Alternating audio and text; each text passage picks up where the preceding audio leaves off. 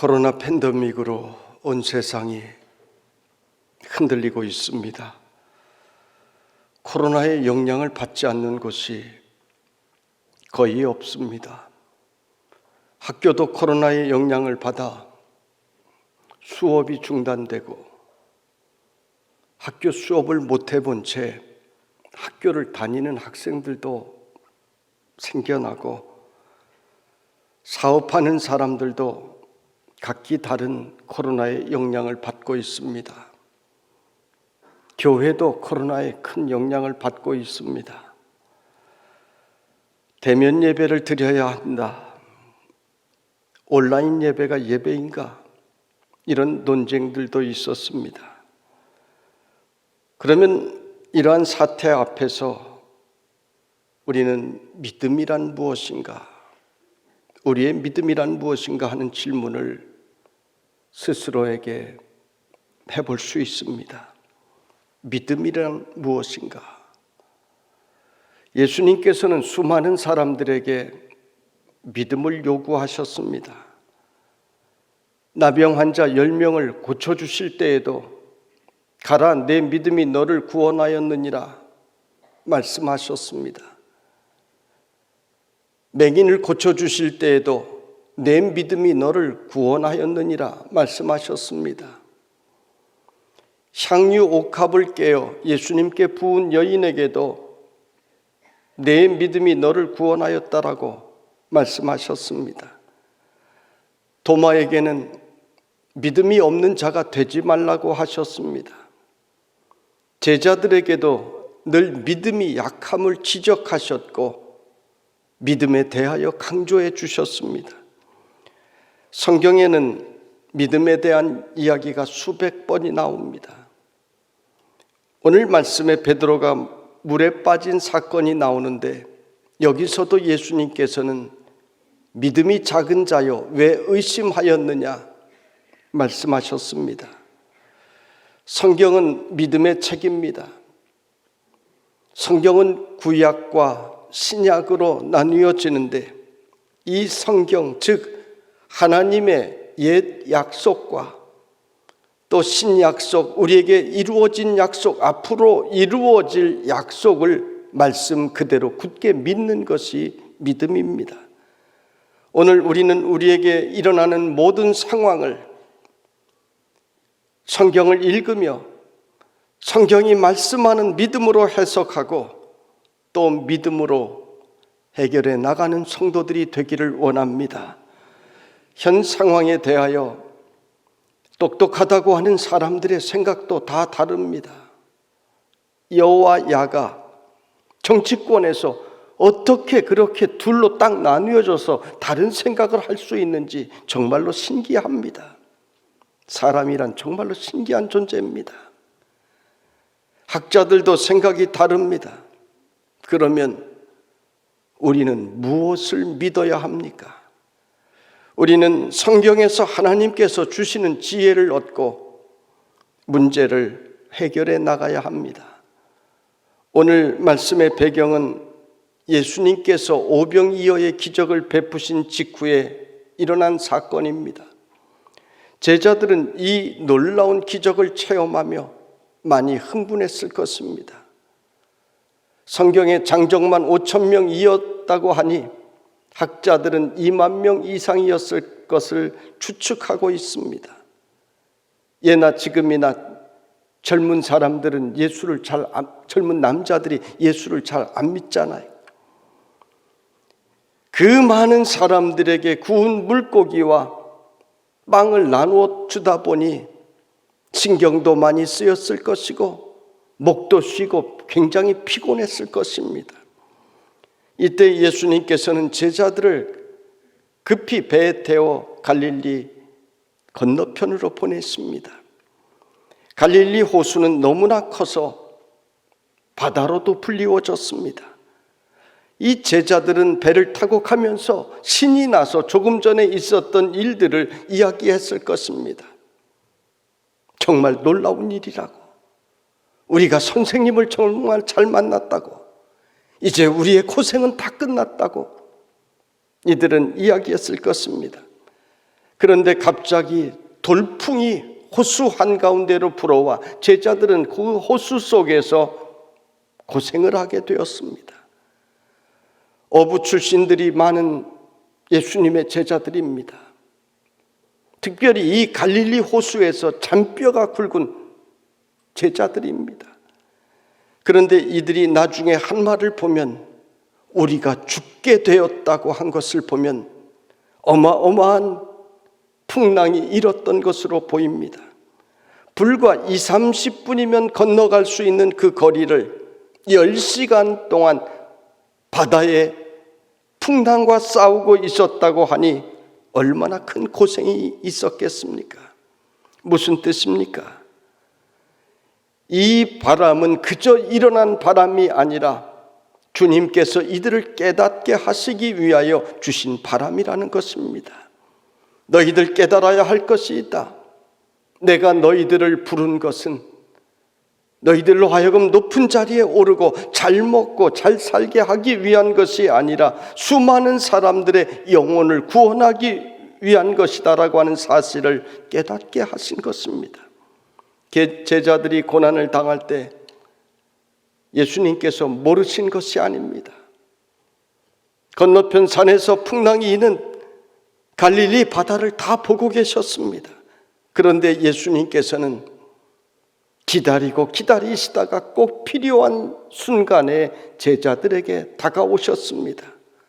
만약 예수님께서 풍랑이 막 일어날 즈음에 다가오셔서 문제를 해결해 주셨다면 제자들은 아무것도 깨닫지 못했고 예수님을 하나님의 아들이라고 고백하지도 못했을 것입니다.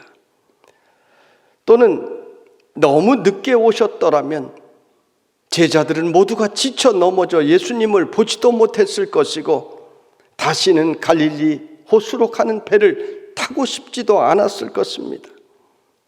여러분, 오늘도 예수님께서는 우리에게 꼭 필요한 시간에 찾아오시는 주님이신 것입니다. 오늘 우리는 코로나라고 하는 큰 풍랑을 만났습니다. 이 풍랑이 언제까지 갈지 우리는 아무도 알 수가 없습니다. 제자들이 20-30분이면 갈 수 있는 그 거리를 10시간 가까이 자기들의 힘으로 해결해 보려고 애를 썼던 것처럼, 그래서 해결하지 못하고 오히려 더 지쳤던 것처럼 오늘도 우리는 이 코로나를 맞으며 언제까지 우리가 몸부림쳐야 할지 아무도 모릅니다. 여러분, 우리 인생의 문제는 예수님께서 우리를 찾아오셔야만이 해결될 수가 있는 것입니다. 우리 한국교회는 이 코로나 앞에서 주님 도와주세요, 주님께서 해결해 주세요 부르짖어야 되는 것입니다. 성경을 보면 이스라엘 백성들이 죄악을 인하여 하나님께 징벌을 받을 때마다 그들은 거리에 나와 베옷을 입고 죄를 뒤집어 쓰고 하나님 앞에 부르짖었습니다. 금식하며 통회하며 자복했습니다. 그럴 때마다 하나님께서는 다시 찾아오시고 문제를 해결해 주셨습니다. 여러분, 하나님께서는 하나님께 돌아오는 것을 원하시고 계셨던 것입니다. 그래서 너희가 여호와께로 돌아오라고 항상 말씀하셨습니다. 여러분, 코로나를 조심하는 것 맞습니다. 조심하셔야 됩니다. 그러나 나 혼자 조심한다고 이 코로나의 문제가 해결되는 것 아닙니다. 또 코로나가 해결된다고 해서, 지나간다고 해서 모든 것이 다 되는 것이 아닙니다. 우리는 이때 왜 이러한 어려움이 우리에게 이 시대에 찾아왔는지를 하나님의 말씀을 묵상하며 깨달아야 합니다. 지금은 우리가 하나님께 부르짖어 기도할 때입니다. 여러분, 각자가 기도할 시간에도 매일같이 하나님 우리의 죄를 용서해 달라고, 하나님 한국교회의 죄를 용서해 달라고, 하나님 우리 인류의 죄를 용서해 달라고 여러분 부르짖어 기도하셔야 되는 것입니다. 이 땅은 예수님께서 찾아오심으로 평화가 찾아왔습니다. 그리고 교회가 가는 곳마다 축복을 받았습니다. 예수 믿는 나라들은 다 축복을 받았습니다. 그런데 예수 믿고 축복받은 유럽이나 미국에서 교회가 힘을 잃어가고 있습니다. 사람들이 잘 살게 되니까 그 삶을 누리기에 너무 바빠서 하나님을 잊어버렸습니다. 교회마다 텅텅 비어가고 있습니다. 반대편에 있는 공산주의 국가, 이슬람 국가, 힌두교 믿는 국가에서는 교회를 핍박합니다. 선교사들이 지금 다 추방당하고 있습니다. 중국 선교사들 거의 다 추방당했습니다.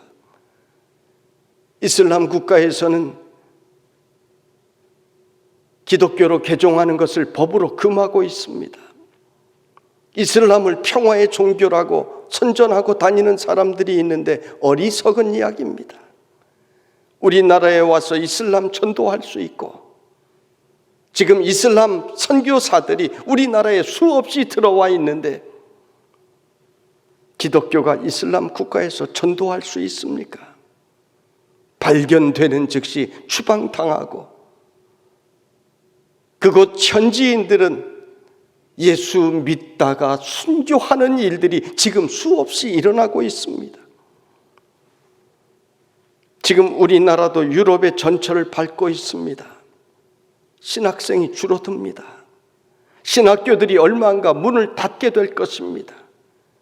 얼마 전 뜻 있는 목사님들이 모여 한국교회 미래를 염려하다가 우리가 좋은 신학생들을 전액 장학금을 주어서라도 보내야 되지 않겠느냐, 함께 힘을 모아보자고 이런 이야기를 한 적도 있습니다.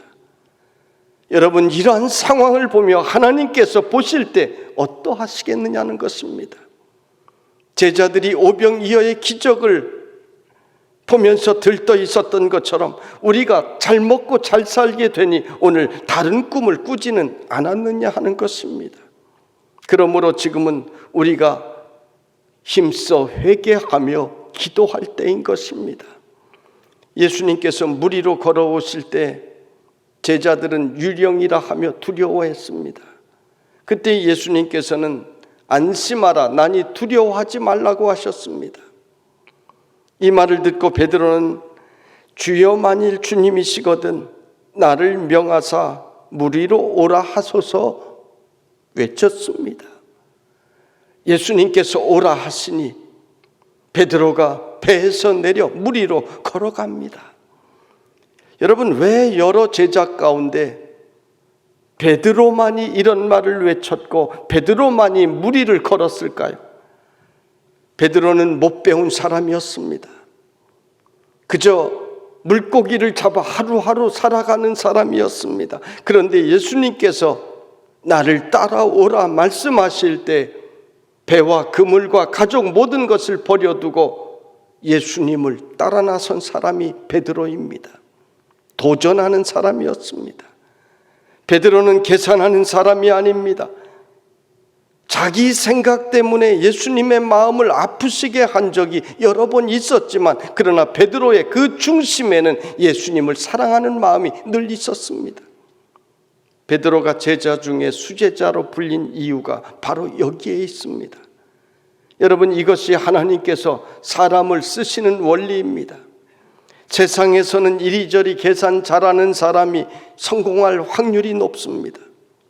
그런데 하나님의 나라에서는 정반대입니다.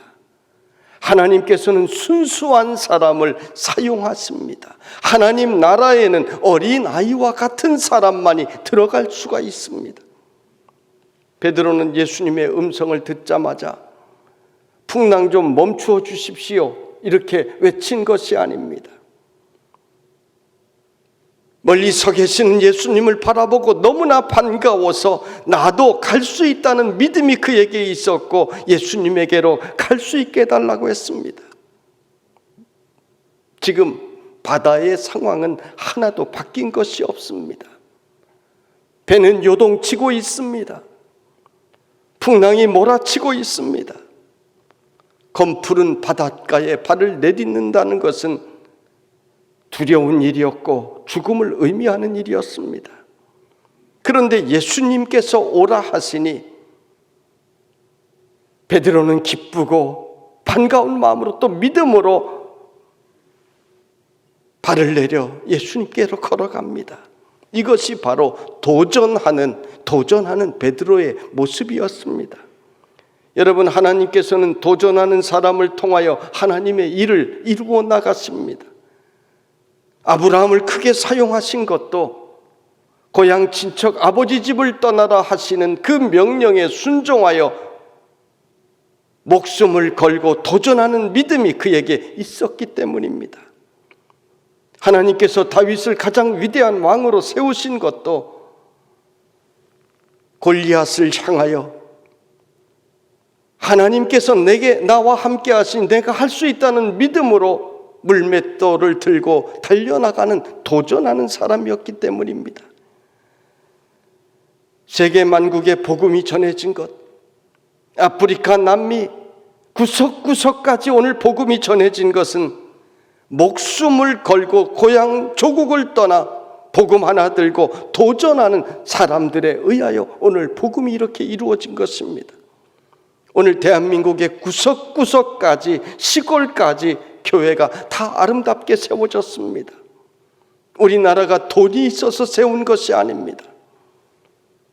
도전하는 그 믿음에 하나님께서 응답하여 주셔서 축복의 터전 교회가 그렇게 세워졌던 것입니다. 하나님께서 나 같은 사람을 사용하시는 이유가 어디에 있을까?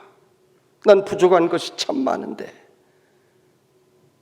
굉장한 목사님들이 많이 있는데 하나님께서 왜 나를 이렇게 사랑해 주실까? 스스로에게 질문해 본 적이 있습니다. 돌이켜보면 나의 미래에 대하여, 물질에 대하여, 내 가족에 대하여 계산하지 않고 교회만 바라보고 도전했던 것을 하나님께서 귀하게 보시지 않았을까? 물론 제 생각입니다. 지방에서 목회할 때 도시 중심가를 떠나 교회를 건축하자고 할 때 주변에 많은 사람들이 말렸습니다.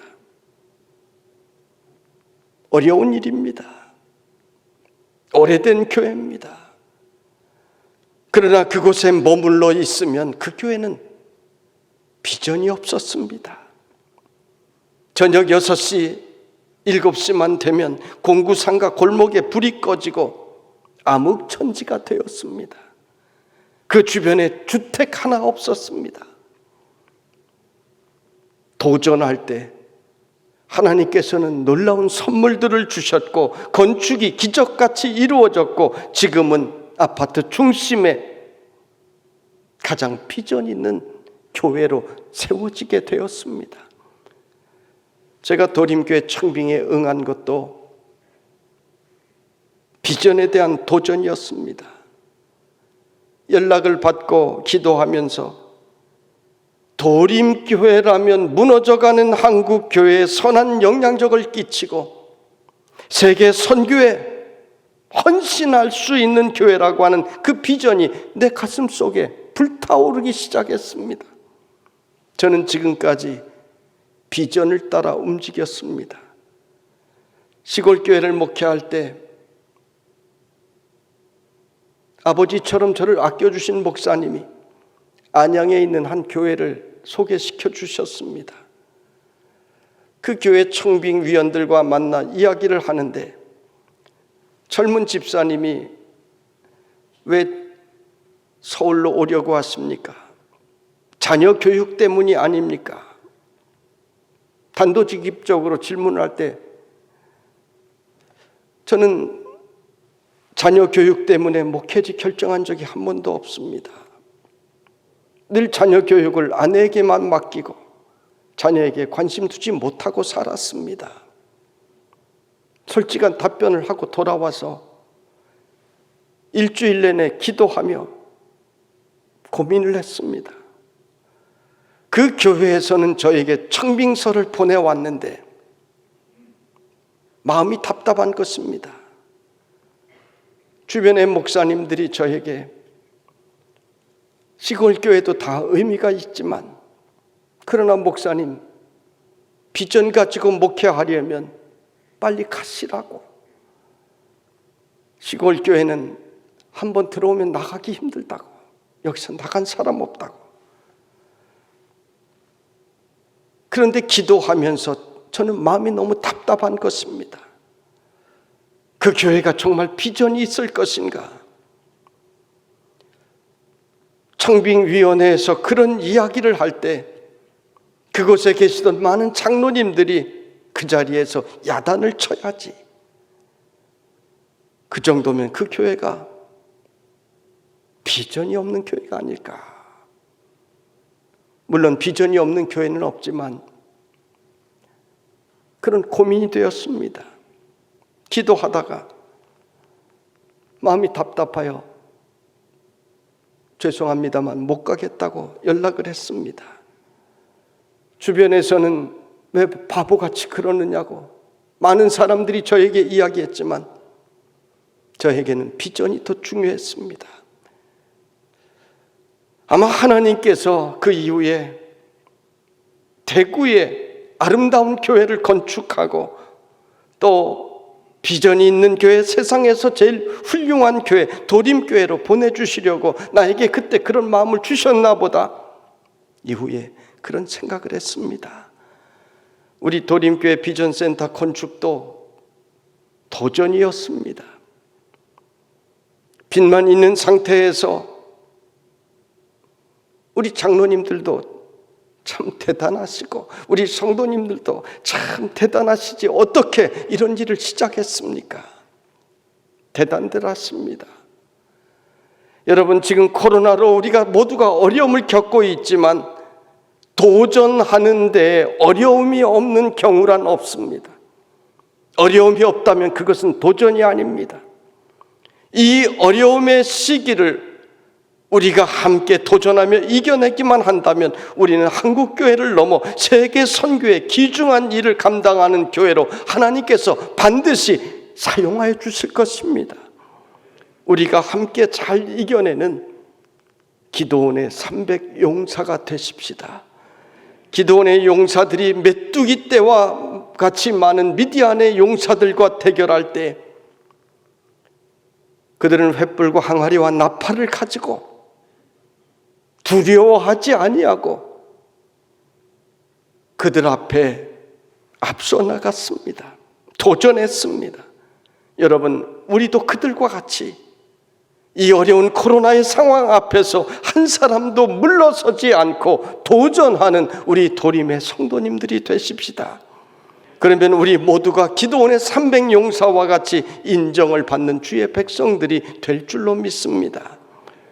베드로가 참 훌륭한 제자였는데 그에게 약점이 있었습니다. 물 위로 걸어가다 보니 내 발밑이 검푸른 그 바다 물결이 마구 출렁거리는데 두려운 마음이 갑자기 들어왔습니다. 그래서 물속으로 빠져들어갑니다. 여러분, 이것은 베드로뿐 아니라 우리 모두의 약점입니다. 성경에 나오는 모든 인물들도 다 약점이 있었습니다. 인간은 다 약점이 있습니다. 여러분, 우리는 세상을 볼 때 사실 두려움이 있습니다. 마귀는 우리를 두렵게 만듭니다. 하나님을 보지 못하게 하고 코로나가 크게 보이게 만들고 세상을 크게 보이게 만듭니다. 그래서 믿음 생활 잘 하던 사람들도 빠져들어갑니다. 그래서 우리는 쉬지 않고 기도해야 되는 것입니다. 주님께서 쉬지 말고 기도하라고 하신 것은 이유가 있습니다. 기도를 쉬게 되면 마귀가 그때 틈타기 때문인 것입니다. 눈앞에 출렁이는 바닷물과 바람을 볼 때 인간은 다 두려워합니다.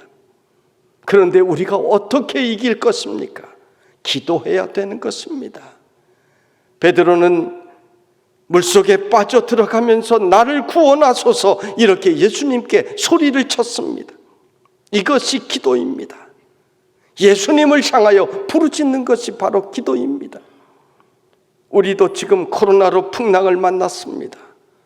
두렵습니다. 내년을 어떻게 지내야 할 것인지 우리는 아무도 알지 못합니다.